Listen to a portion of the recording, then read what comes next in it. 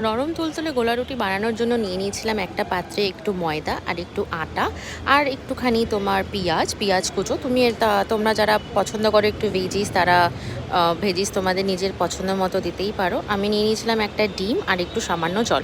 এবার এটাকে ভালো করে ঘেটে নিয়ে, যদি না ঘাটে তাহলে ভালো করে হাত দিয়ে তোমরা ঘেটে নিতে পারো।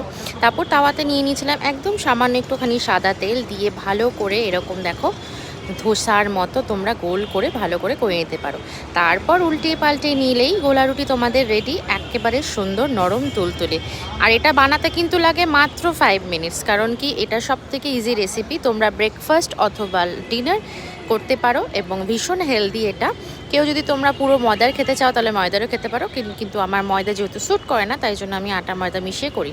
সো ভালো লাগলে অবশ্যই সাবস্ক্রাইব করো আমার চ্যানেল, এবং এরকম আরও ভিডিও দেখতে লাইক কমেন্ট শেয়ার অবশ্যই করো।